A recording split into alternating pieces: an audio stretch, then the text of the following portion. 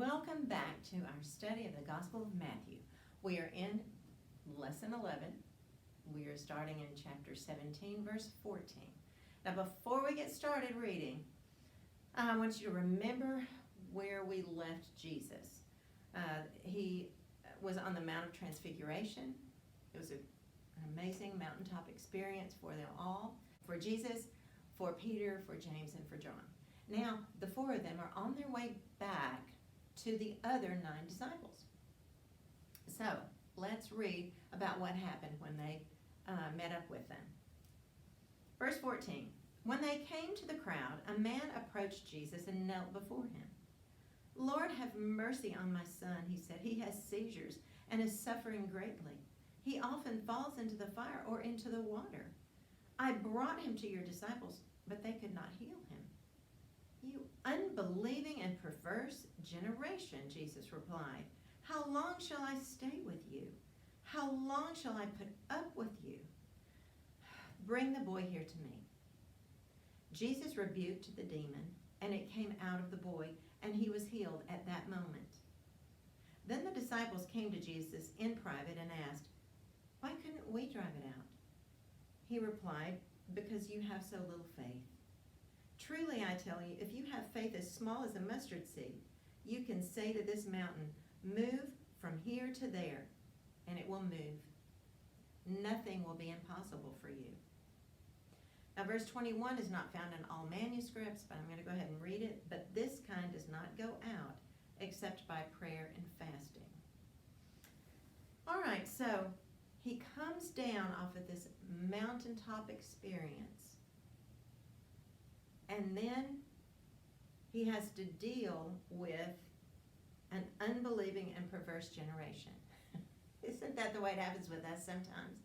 We go to a seminar, and it's been wonderful, and we're so excited about it. It's a mountaintop experience, and we come back home to real life. and something happens, and we go from a high to a low. Well, that very well could be what Jesus is feeling right now. The father explains to Jesus what is going on with his son. Now, the Greek word here describing what is happening with this young man is translated as moonstruck. And it may be the same Greek word, probably, that we get our word for moon, lunar, and lunatic. But evidently what was happening with him, his symptoms were occurring depending on where the moon was, or what time of the month it was. So, don't really understand it, but thought you would like to know that. Okay. And then the man had brought his son to these 9 disciples, and they were not able to heal him. They were not able to drive out this demon. So, why? Why weren't they able to? Hadn't Jesus already given them power to do this? Do you remember when Jesus sent out the disciples in pairs? He gave them the power to drive out demons. So they had the power. But what were they lacking? What did Jesus say in verse 20? Their faith was lacking, wasn't it? Well, I do want to point out, though, why their faith might have ebbed. Mark tells us that there were teachers of the law there. It's the same story. So, is it possible that the teachers of the law caused the disciples to doubt themselves by what they were saying to them? It's possible.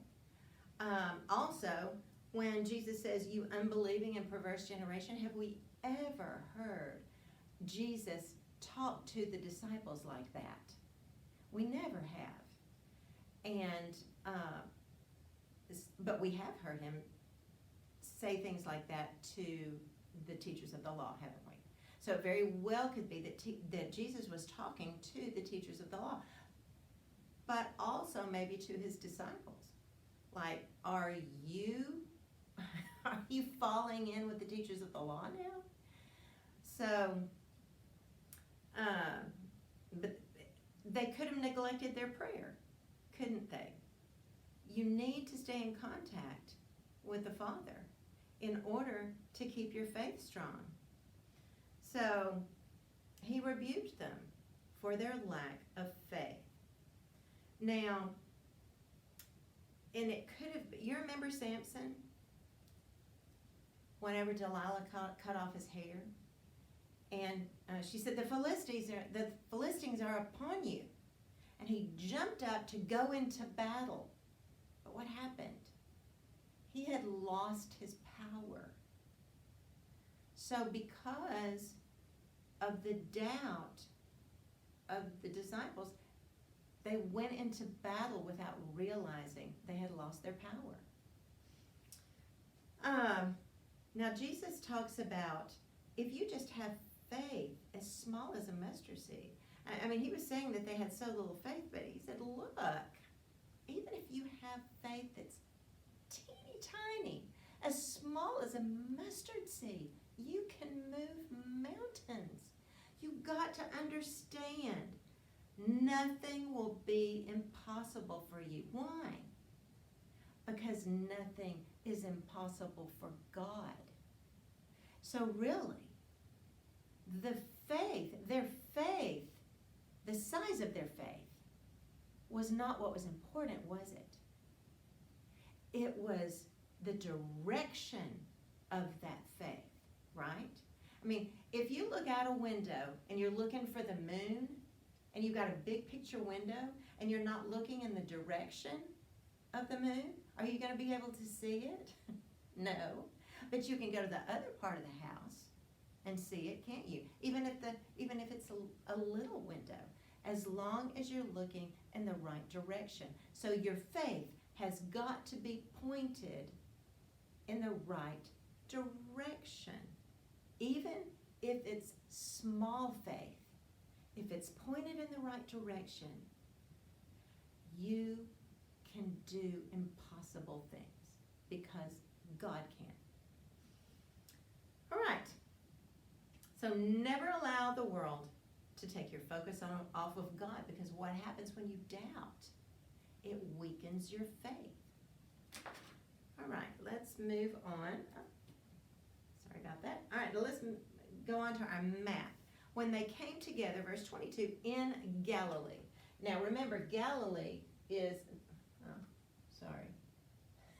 this is my pointer. This is Galilee right here to the west of the Sea of Galilee and some on the east.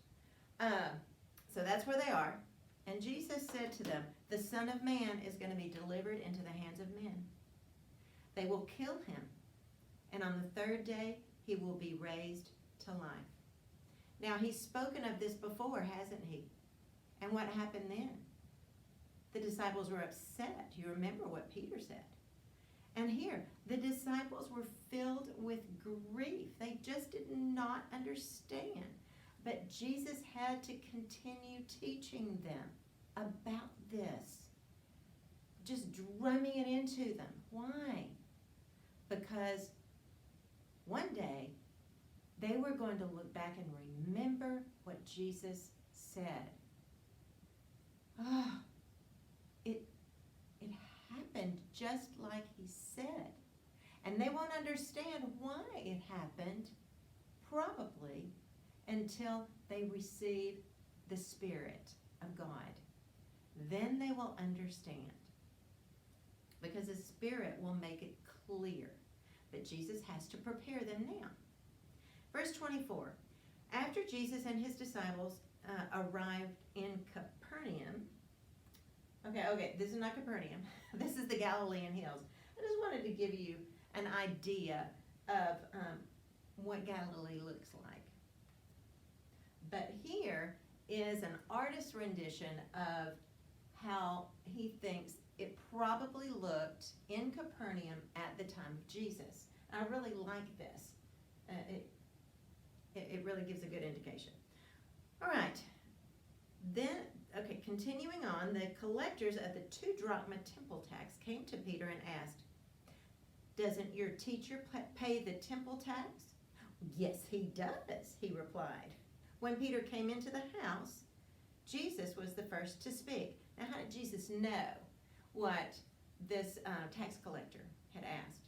Well, I mean, he is Jesus. But they could hear what was going on in the street. They could hear what was going on next door. You had to be careful back then whenever you argued because there were no windows. They didn't have insulation. So they could hear a lot. So he probably just heard what this man had said to Peter. "What do you think, Simon?" he asked. "From whom do the kings of the earth collect duty and taxes? From their own children or from others?" "From others," Peter answered. "Then the children are exempt," Jesus said to him. "But so that we might not cause offense, go to the lake and throw out your line. Take the first fish you catch, open its mouth, and you will find a 4-drachma coin. Take it and give it to them for my tax and yours." Interesting. Now this 2-drachma tax, it was, well, I found one place that it was 40 cents. But we really don't know, but it was a small amount. It wasn't just like a huge amount. In this day and time, it probably was like $1 or $2, not a huge amount. When it was first collected, it was collected by Moses. Moses commanded the people the young men, I believe 20 years old and older, to give a tax, whether they were rich or poor. They were supposed to give this tax. And it was for the building of the tabernacle. It had to do with, I think, the bases of the curtains and all that stuff. But it was still being collected, even in Jesus' time, for the temple, the upkeep of the temple. Now, Jesus is implying by his comment to Peter that he shouldn't have to pay this tax because, why? Because he is the son of the king. The son of the king does not have to pay the tax to the king, to the temple, to God. However, it says so that we may not cause offense. Jesus, it was just not that big of a deal. He did not want to cause unnecessary confusion about something that was frankly insignificant. So, he's not making a big deal out of it. So he tells Peter to do this thing. Peter was a fisherman. So, okay, so he tells him to go out and look in the mouth of the first fish he catches. Interesting things about this miracle. It's the only miracle that Jesus performed for himself. It is the only miracle that Jesus performed using money. And this story is only told by Matthew. Why do you think Matthew told this story? What was his profession? A tax collector. This was interesting to him. Now, while I was studying about this, several commentators just could not believe that Jesus did this because, like I said, this was the only time that he ever did a miracle for himself. That was not characteristic of Jesus, and it wasn't characteristic of him to do a miracle about money. So, I don't know, but I do know that Matthew wrote about it. So, my take on it is that if we trust the King, he will meet our daily needs. let's move on into chapter 18, verse 1. We're going to be talking about Jesus and the children. At that time, the disciples came to Jesus and asked, "Who then is the greatest in the kingdom of heaven?" All right, we're going to find that the disciples are frankly obsessed by this. This being the greatest in the kingdom of heaven was a big deal to them. So Jesus says, okay. He called a little child to him. Come here. And he placed the child among them. And he said, "Truly I tell you, unless you change," he's talking to the disciples, and he's saying, "Unless you change and become like little children, you will never enter the kingdom of heaven." So he's saying, okay, you're not the greatest in the kingdom of heaven. This little child is the greatest in the kingdom of heaven. Therefore, whoever takes the lowly position of this child is the greatest in the kingdom of heaven. And whoever welcomes one such child in my name welcomes me.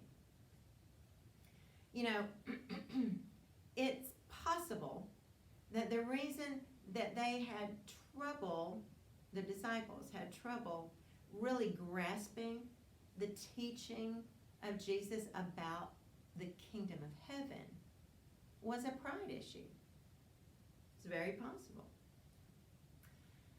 So, it was time for a lesson in humility from Jesus. Being a citizen of the kingdom of heaven means you give up yourself. You give up yourself.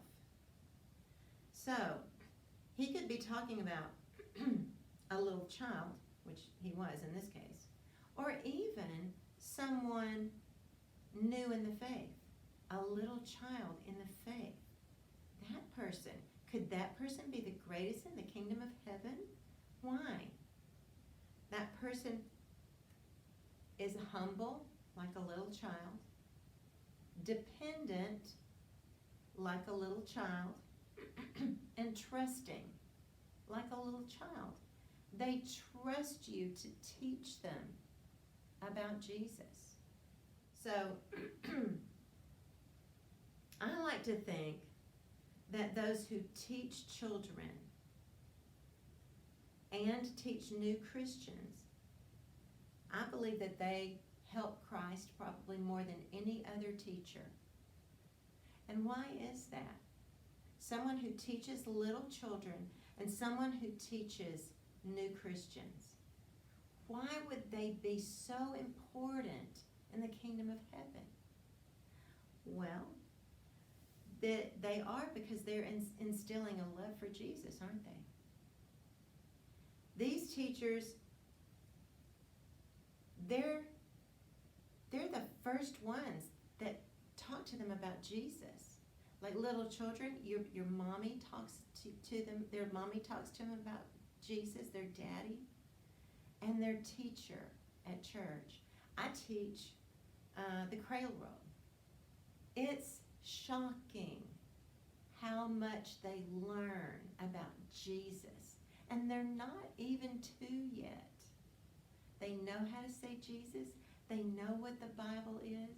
They know that God created the world, that he created mommy and daddy and brother and sister, and that he loves them, and that he loves their whole family. So it is so important to instill that deep love of Jesus into that child and into the new Christian. So if you are a teacher of children, be grateful, because I know that you are greatly appreciated in the eyes of Jesus. Okay, verse 6. If anyone causes one of these little ones, those who believe in me, to stumble. And remember, we're probably probably talking about little children, and we could be talking about new Christians. It would be better for them to have a large millstone hung around their neck and to be drowned in the depths of the sea. Wow. All right, what is a millstone? This is a millstone. It's a great big round stone with this hole in the middle for this pole to be put through. Then a donkey would be harnessed to the other end of this pole, and he would just go round and around, and this millstone would crush the corn, mill the corn. So it would be better, whoever makes a little child stumble or a new Christian stumble, it would be better for them in the long run for them to just have one of these big stones tied around their neck, be taken out to the middle of the sea and thrown in to the very depths of the sea. Interesting fact that I found out. The Jews actually were scared of the depth of the sea. This was terrifying for them, the deep, deep waters of the sea. And I think it's very interesting. Then if you go to Revelation 21:1, it says that heaven will have no sea. Interesting. Okay, verse 7. Woe to the world because of the things that cause people to stumble. Such things must come, but woe to the person through whom they come. All right. So if your hand or your foot causes you to stumble, cut it off and throw it away. It's better for you to enter life maimed or crippled than to have 2 hands or 2 feet and be thrown into eternal fire. Okay, what's this eternal fire about? This, it means, the word, belonging to the ages. It is a punishment that only God could give. Eternal, I found out, does not mean everlasting. Why? Because there's no time in heaven. No time in heaven. Time was created in the beginning. In the evening and the morning was the first day. God created time. But in heaven there is no time.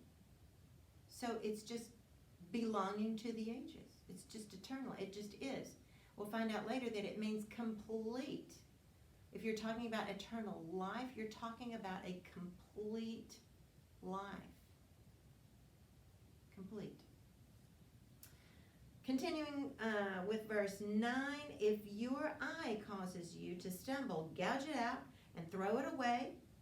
It's better for you to enter life with one eye than to have 2 eyes and be thrown into the fires of hell. Scary. Of course, this is not literal. We're not talking about doing surgery on your hand or your foot or gouging out your eye. But it is a metaphorical surgical process. So whatever is causing you to be a stumbling block to someone, then you get rid of it. If it's pride, if it's lust, if it's covetousness, you got to get a handle on it. You got to get rid of that. Now, the 3 things, we all have hands, don't we? We all have feet. We all have eyes. Those are the 3 things that make people stumble and makes us stumble. Our hands reach out for things we shouldn't have, right? No, and that are not good. And our feet, they take us places where we should not go. And our eyes really want things that we we should not have. We've got to be careful about that. Verse 10. See that you do not despise one of these little ones. For I tell you that their angels in heaven always see the face of my Father in heaven. I just love that. In the Bible, if you read about what angels look like, most of the time they have 6 wings. They have wings that so they can fly. They have wings that cover their feet, and they have wings that cover their face. Why is that, do you suppose? Because, they can't see. What's the most important being in heaven? God. Are their eyes covered because the angels are not allowed to see God? Very possibly. But whose angels can see God? The angels of the little ones. The little ones. See that you do not despise one of these little ones. For their angels in heaven always see the face of my Father in heaven. Now, who are these little ones? We've talked about the children, new Christians. But could the little ones also be the weak and the vulnerable? The ones who have no one to care for them? But yet they're still trusting, they're still humble. They're weak. What about the cripple? The chronically sick? The elderly? The refugee that's been driven out of their home by war with their children? The homeless? Women, still in some cultures today. These are the people that are often despised by the world, and sometimes by us. Are they the little ones? It could be. But we know for sure the little ones are children. All right. Verse 12, what do you think? If a man owns 100 sheep, and one of them wanders away, will he not leave the 99 on the hills and go to look for the one that wandered off? And if he finds it, truly I tell you, he's happier about that one sheep than about the 99 that did not wander off. In the same way, your Father in heaven is not willing that any of these little ones should perish. I'm behind. Sorry about that. All right, and this is the parable, of course, about the lost sheep. I want to explain a little, just give you a vision of this parable. Oftentimes, and I would say most of the time, the flocks were communal. They had little villages, and all the flocks of the village, they would be taken out by the shepherds, by several shepherds. They would take out the flocks and let them graze. Well, they were responsible for certain of those sheep, and they knew each sheep that was theirs. Well, it's getting close to time to go back, close to evening, and one shepherd realizes one of his sheep is missing. Where is his sheep? So he leaves the flock, but he leaves.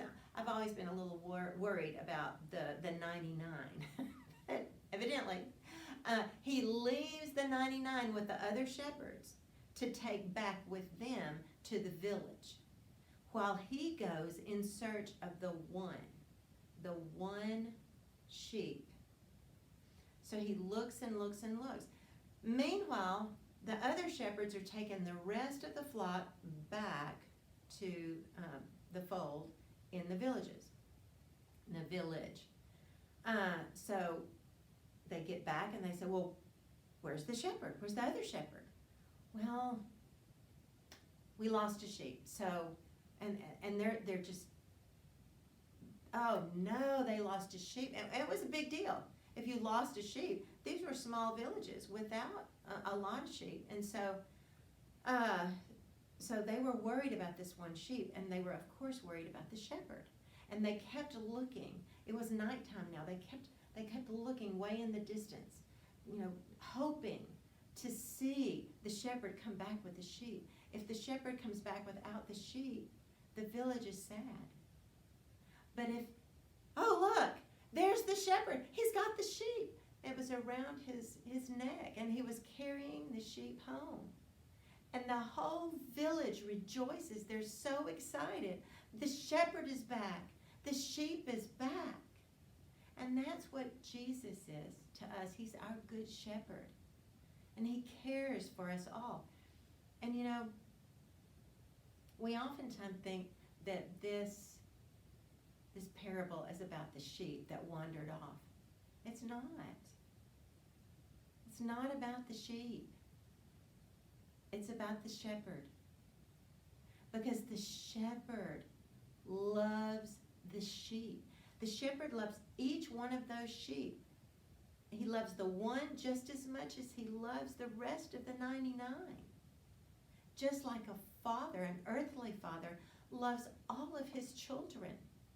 He may have 10 children, but if one is lost, he will leave the other ones with mom, and he will search and search and search until he can find that one child. That child is important to that daddy. And he will risk his life to save that child, just like God.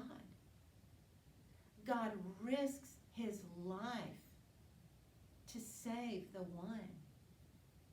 And Jesus gave his life for his children, didn't he? He loves us. But whenever the sheep is brought back, did the village say, well, I wonder what caused him to walk away and to wander away? What's wrong with him? No. They don't even consider what made him run away or wander away, because they are filled with joy. Jesus is not concerned with what made them wander away. He's more concerned about the joy he has. He's filled with joy when one of his sheep who has wandered off is brought back. And he doesn't wait till the sheep comes back. He goes out there and he looks for it, and he searches for it, and he beckons it home, because he loves the sheep, and he loves the sinner. He loves his children. Now, let's talk about problems between brethren. Now, I'm going to give you a little hint. We've talked about the 5 teaching blocks of Jesus that Matthew presents in his gospel. We've seen 3. This is 4. You notice there's a lot of teaching so far, and there will continue to be some more teaching. And I will tell you when it's done. If your brother or sister, verse 15, if he or she sins, go and point out their fault, just between the 2 of you. If they listen to you, you have won them over. Okay, now who is this? Well, this is a believer who has sinned against a brother or sister, or he could have sinned against the church. So far, it's between him and the brother, these 2 brothers. Okay, but if this person will not listen, take 1 or 2 others along. Now, this is a person who has sinned, okay? Take 1 or 2 others along, so that every matter may be established by the testimony of 2 or 3 witnesses. Okay, in this situation, though, you have to be very careful who you choose to take with you as a witness. Because You cannot take one that agrees with everything you say. You've got to take someone with you who is honest with you and is not concerned about whether he hurts your feelings. Because you could be wrong. You know, this brother could have just gotten his feelings hurt by somebody. Or he may think that someone is sinning, but he's really not. So you need to bring someone with you who is honest and who is above reproach. You can't take someone with you that's a sinner. Well, everybody's a sinner.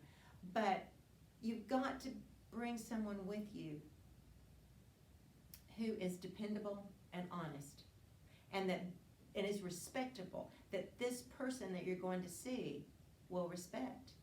That's important. And if this person tells you,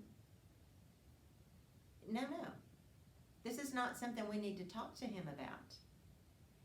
This is something that you need to deal with.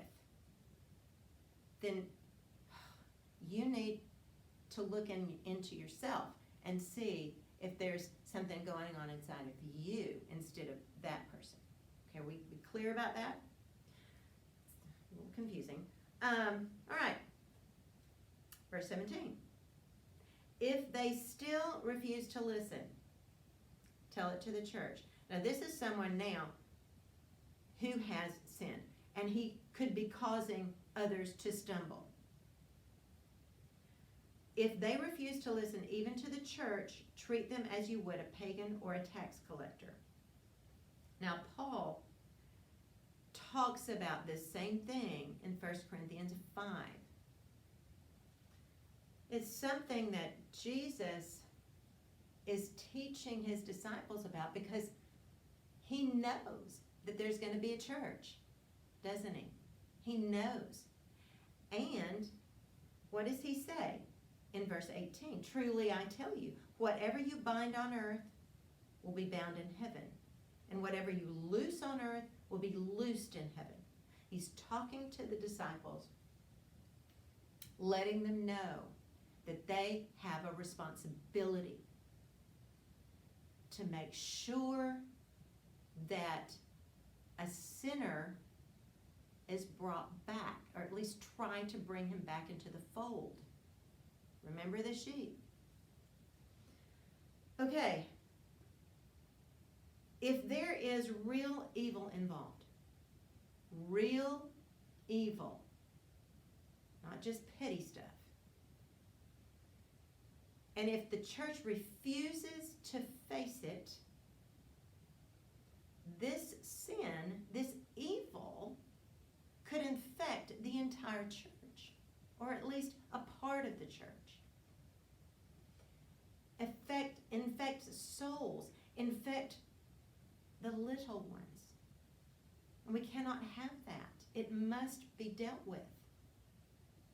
However, we have to make sure when we are dealing with a sinner that the end goal is always in our mind. What's the end goal? The end goal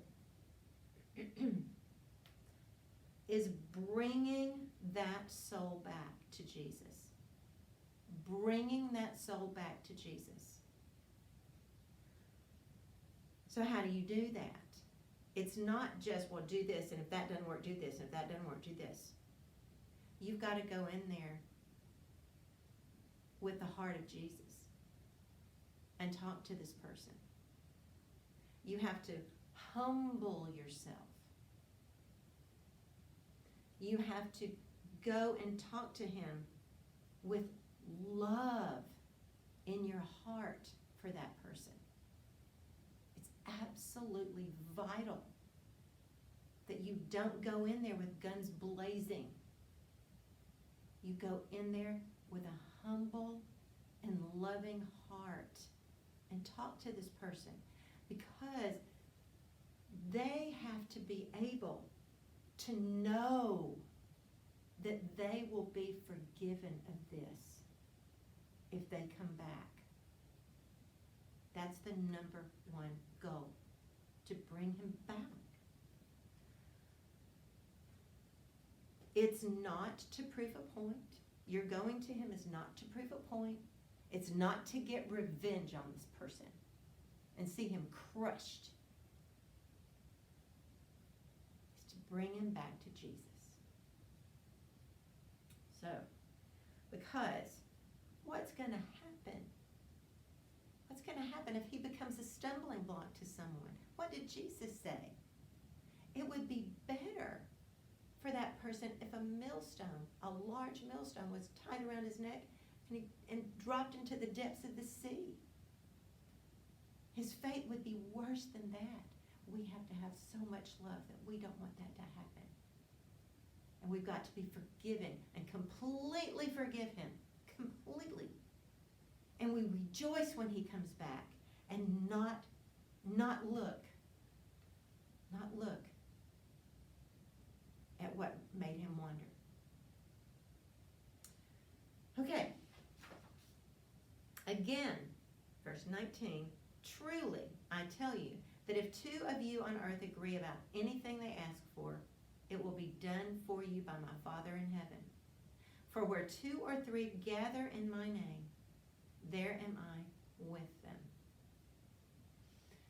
So prayers. Well, you know, when my dad died,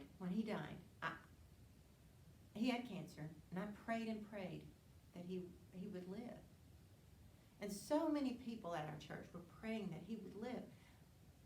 But I also prayed that God's will be done. When we go to God with our prayers, we have to pray unselfishly. And when we are answered, we will know. God is going to answer your prayer. He may not answer it the way you want it to be answered, selfishly. But he will answer it in his wisdom and love. He has the wisdom and love for you and for that person to know what is best. You're going to get an answer. But trust God to know what's best. He wants you to ask. And the prayer of a righteous man availeth much. So go ahead and ask what you want. But know that God will answer you with what is best. No matter how few are gathered, 2 or 3, God will be fully present, whether it's 2 or whether it's 1,000,000. God will be fully present in your midst. Verse 21. Then Peter came to Jesus and asked, Lord, how many times shall I forgive someone who sins against me? Up to 7 times? Okay, we are talking about forgiveness, remember? Well, Peter wants to know, how many times do I have to forgive? I'll forgive 7 times. Impressive. The rabbis actually taught you had to forgive 3 times. And this comes evidently from Amos chapters 1 and 2. We won't go into that, but evidently that's where it came from. So Jesus tells him, verse 22, not 7 times, but 77 times. And of course, some versions say 70 times 7. And he answers him, he continues to answer him using a parable. Forgiveness. Therefore, the kingdom of heaven is like a king who wanted to settle accounts with his servants. As he began the settlement, a man who owed him 10,000 bags of gold was brought to him. 10,000 bags? That's a lot of gold. It would take a lot of guys to carry that many bags of gold someplace. Okay, so a lot of money. Maybe like 10 million of our dollars, or 10 billion. Since he was not able to pay, the master ordered that he and his wife and children and all that he had be sold to repay the debt. Now, so he ordered that they be sold into slavery. Would it repay the debt? No. But the punishment was sell he and his family into slavery. At this, the servant fell on his knees before him. Be patient with me, he begged, and I will pay back everything. The servant's master took pity on him, canceled the debt, and let him go. But when that servant went out, he found one of his fellow servants. We're talking about a peer, not one of his own servants, but a peer of his. He's a servant, and this peer of his is a servant. And this guy owed him 100 silver coins, which, maybe $50, maybe $100. $100, $10 million, big difference. Okay, he grabbed him, and began to choke him. Pay back what you owe me! Choking the poor guy. So his fellow servant fell to his knees, probably because he couldn't breathe. He fell to his knees and begged him, be patient with me, and I'll pay it back. But he refused. Instead, he went off and had the man thrown into prison until he could pay the debt. Okay, this is different than he and his family being sold into slavery. Going into prison, you are tortured there. And there's no way for you to ever pay it back. That's a lifetime sentence of torture for the rest of your life. So, what happens? Well, the other servants come to the rescue. Yay. Verse 31. When the other servants saw what had happened, they were outraged, of course, and went and told their master everything that had happened. Now, they weren't tattling. They thought the master needed to know, and of course, he certainly did. Verse 32. Then the master called the servant in. You wicked servant, he said. I canceled all that debt of yours because you begged me to. Shouldn't you have had mercy on your fellow servant just as I had on you? In his anger, his master handed him over to the jailers to be tortured until he should pay back all he owed. So he got the same punishment that he gave his fellow servant. Verse 35. This is how my heavenly Father will treat each of you unless you forgive a brother or sister from your heart. Now, who is he talking to? He was talking to Peter and the rest of the disciples. Peter just happened to be the spokesperson. This is how my heavenly Father will treat each of you unless you forgive a brother or sister from your heart. Talking about forgiveness. When Jesus had finished saying these things, that's the hint.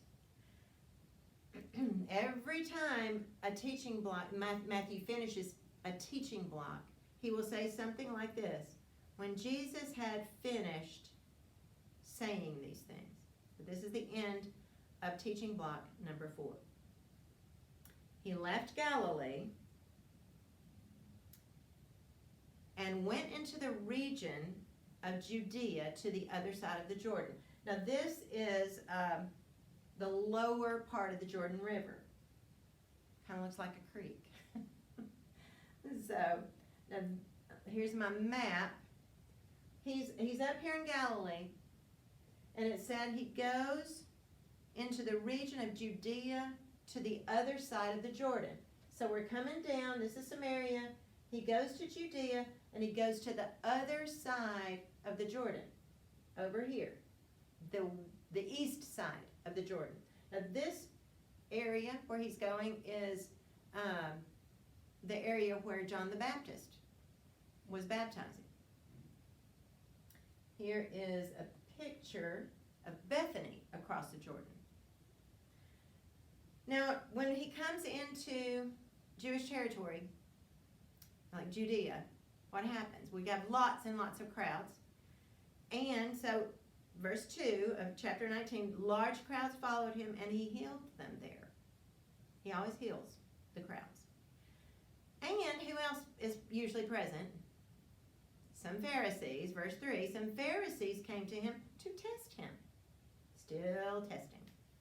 They asked, is it lawful for a man to divorce his wife for any and every reason? So they're testing him. They want Jesus to take a side. Back then, there was quite the controversy about divorce. Isn't there always a controversy about divorce? Well, it was no different then. There was a controversy. Can you get a divorce? Some people thought you could get a divorce for any reason, and some thought, no. You had to have a reason. So that's just the basics. And Jesus actually did take a side, but he did not take their side. He took God's side. He goes back to the beginning. Haven't you read, he replied, that at the beginning, the Creator made them male and female, and said, for this reason, a man will leave his father and mother and be united to his wife, and the two will become one flesh. Okay, so he goes back to the beginning. You notice God, he made provisions for marriage in the very beginning, before there was a father or mother. Verse 6. So they are no longer two, but one flesh. Therefore, what God has joined together, let no one separate. Verse 7. Why then, they asked, did Moses command that a man give his wife a certificate of divorce and send her away? Okay, they are referring to Deuteronomy 24, verses 1 through 4. I'm not going to read it. But basically, it talks about if there is a divorce, he's warning men. He's saying if there's a divorce and your divorced wife goes, you send her away and she marries somebody else because you've written her this certificate of divorce. And if that man dies, or if he divorces her also, you can never marry her again. That would not be right. It said that would be detestable to God. So that's the whole point of that. And so Jesus says here, verse 8, Moses permitted you to divorce your wives because your hearts were hard. But it was not this way from the beginning. It wasn't this way. Moses just permitted it. This was a concession. It was not a command. They evidently thought that if Moses said how to do that, then it must be allowed. It was not. It was a concession. It's not this way from the beginning.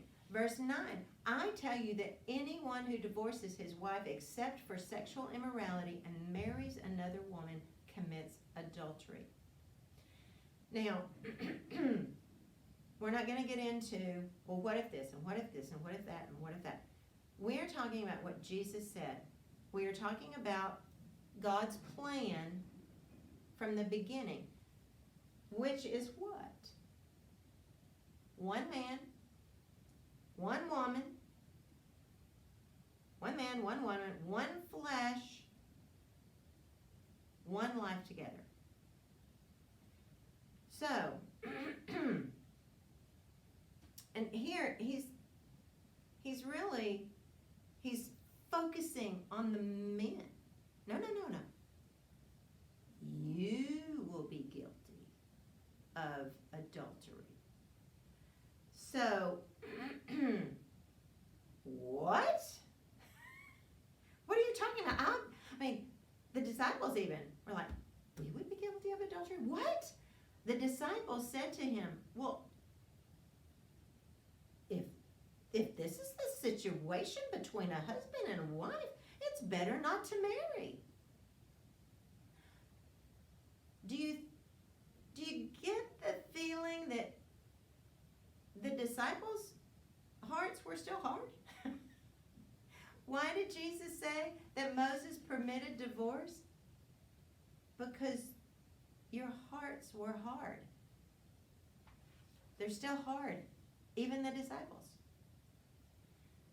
So Jesus replied, well, not everyone can accept this word, but only those to whom it has been given. For there are eunuchs who were born that way, and there are eunuchs who have been made that way by others. And there are others who choose to live like eunuchs for the sake of the kingdom of heaven. The one who can accept this should accept it. Jesus was not backing down. He just wasn't. He said, well, if you don't want to get married, if this bothers you so much that you don't want to get married, well, that's fine. That's fine. That's your choice. So, if you want to be like a eunuch, not married for the sake of the kingdom, that's fine. In fact, there was a great man in the Bible who wrote lots of letters, who made a choice not to marry for the kingdom of heaven. And who was that? That was Paul the Apostle, wasn't it? All right. Verse 13. Oh, I want to say one more thing. Was Jesus saying here that it's better not to marry? No. In the beginning, it was vital to God. Marriage is vital to God. So important. He made provisions, like I said, in the very beginning, for the man and the woman to come together to be one flesh, to multiply the earth. It's important. Another reason marriage is vital to God has to do with the church.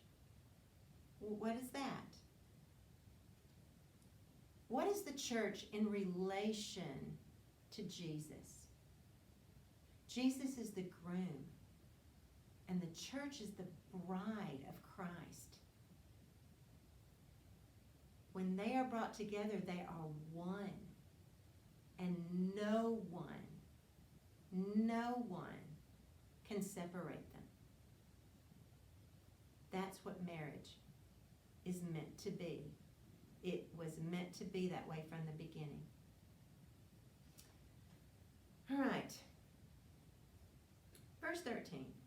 Then people brought little children to Jesus for him to place his hands on them and pray for them. But the disciples rebuked them. Jesus said, let the little children come to me and don't hinder them, for the kingdom of heaven belongs to such as these. When he had placed his hands on them, he went on from there. At the time, it was common practice for mothers to bring their children to a rabbi, and the rabbi would put his hands on them, and he would bless them. Now, were the disciples just being mean, or was there a different reason that they tried to keep them away from Jesus? Remember what Jesus had been teaching them and kept teaching them, that he was going to die on a cross and be buried and be raised to life. And he knew that he had this in front of him, and it was weighing him down. It was weighing down the disciples. I really think that they were protecting Jesus, and they didn't want him to be bothered by all these kids. But I think Jesus wanted to be around these little children. They're so innocent and trusting and beautiful. And I think it refreshed his spirit to be around them, because children, are what make up the kingdom of heaven. And it refreshed his soul. Verse 16, just then a man came up to Jesus and asked, "Teacher, what good thing must I do to get eternal life?"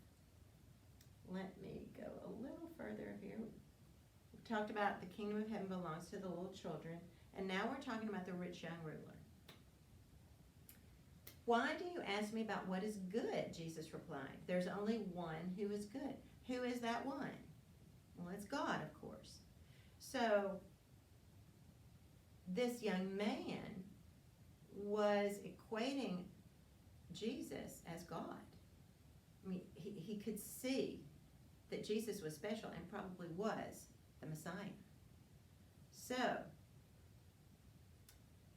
Jesus told him, what was his question? What good thing must I do to get eternal life? Must I do? He's looking for actions to be able to get to heaven, to have eternal life. What can I do? That's what the Pharisees and Sadducees, teachers of the law, they were all about that. And it is thought that this young man was a ruler of a synagogue. And a ruler of a synagogue was one who just organized things in the synagogue, made sure everything was in its place, sort of like a deacon. Okay, verse 17. Why do you ask me what is good? We've already said that. So Jesus says, if you want to enter life, keep the commandments. Okay. So he says, which ones? So Jesus replied, well, okay, you shall not murder. Okay, that's the 6th commandment. You shall not commit adultery. The 7th commandment. You shall not give false testimony. 8th commandment. Oh, sorry. You shall not steal. I got ahead of myself. 8th commandment is you should not steal. Now, false testimony is the 9th commandment. And then, 10th commandment. Oh no, it's not the 10th commandment. It's the 5th commandment. Why did he get them out of order? Interesting. The 10th commandment. You shall not covet. What? No, that's not what Jesus says. And love your neighbor as yourself. Why did he do that? Why did he say it like this? Well, let's see. Okay, so he lists all these in this order. And what did the young man say? Yes! All these I have kept. I'm good to go. And then I see Jesus looking at the young man like, are you good to go? Because then the young man said, oh, well, what do I still lack? Let's talk about these two before we hear Jesus answer. He said these are commands that have to do with personal relationships and how to treat your fellow man. So he hadn't murdered, he hadn't committed adultery, he hadn't stolen, he hadn't given false testimony. Had he honored his father and mother? Had he? Remember last lesson we talked about how wealthy people give a donation, or, well, not a donation, but they would devote part of their wealth to the temple. Now, they could still use it, but they devoted it to the temple so that they couldn't give it to their parents when their parents were in need. Had he done that? He was probably a ruler of a synagogue. I don't know. Maybe. And what about, why did Jesus say, love your neighbor as yourself instead of, you shall not covet? Well, you know, if you love your neighbor as yourself, are you going to covet what they have? Are you going to covet your wealth instead of giving it to the poor? Are you going to notice when someone is in need? Or are you just going to be focused on your own wealth? Now, he had legally kept every one of these, but not spiritually maybe. We don't know for sure, but it is very telling when Jesus gets these out of order. This young man knew what the order was. Jesus knew what the order was. And he knew that this was different than thou shalt not covet. But in Jesus' mind, it's not different. It's the same. So what did Jesus answer him in order to correct this in this young man? If you want to be perfect, go, sell your possessions, and give to the poor, and you will have treasure in heaven. Then come, follow me. When the young man heard this, he went away sad, because he had great wealth. Then Jesus said to his disciples, truly I tell you, it is hard for someone who is rich to enter the kingdom of heaven. Again, I tell you, it is easier for a camel to go through the eye of a needle than for someone who is rich to enter the kingdom of God. When the disciples heard this, they were greatly astonished and asked, well, who then can be saved? Jesus looked at them and said, with man, this is impossible, but with God, all things are possible. All right. When he says it's hard for someone to enter, for the rich to enter the kingdom of heaven, he didn't say it was impossible. But then later on he infers that it is possible. So why would it be so hard? Why is it so hard for a wealthy person?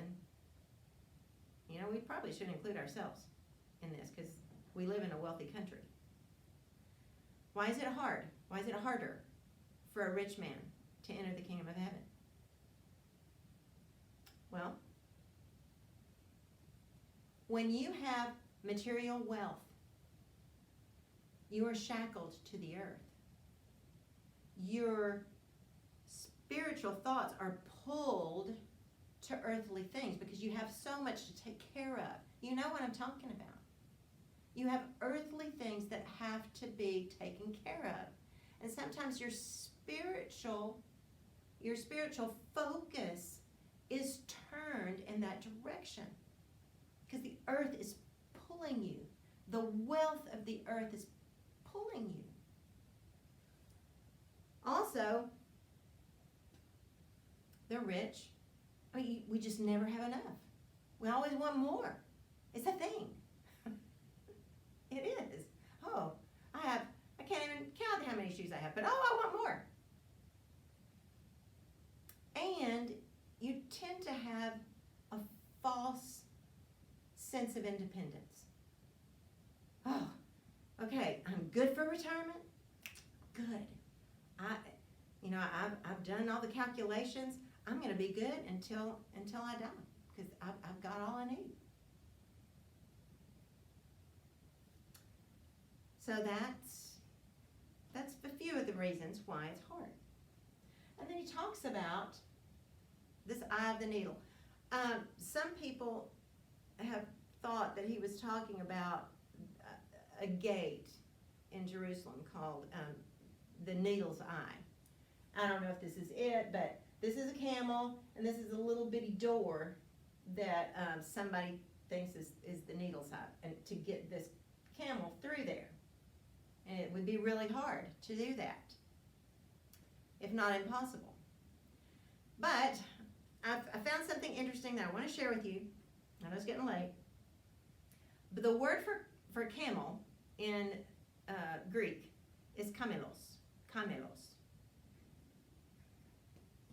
And the word for a ship's hawser, this is a ship's hawser. It's a big rope. I don't know if it's made of metal or if it's made of rope. Of hemp or whatever. But it looks really big. This in the Greek is kamelos. Kamelos, kamelos, kamelos, kamelos. So, is it possible that the translators mistranslated? I don't know. But either way, it would be impossible for this camel to go through the eye of a needle, wouldn't it? Would it be possible for this ship's hawser to go in the eye of a needle? Yes, very hard. So either way, it's not possible. But with God, all things are possible. Praise the Lord. And then Peter. You know, we learn a lot of things from the questions that Peter asked Jesus. Have you noticed that? We get taught a lot of things. So Peter says, well, we have left everything to follow you. What will there be for us? Well, Jesus said to them, well, truly I tell you, at the renewal of all things, when the Son of Man sits on his glorious throne, you who have followed me will also sit on 12 thrones, judging the 12 tribes of Israel. And everyone who has left houses, or brothers, or sisters, or father, or mother, or a wife, or children, or fields for my sake, will receive 100 times as much, and will inherit eternal life. But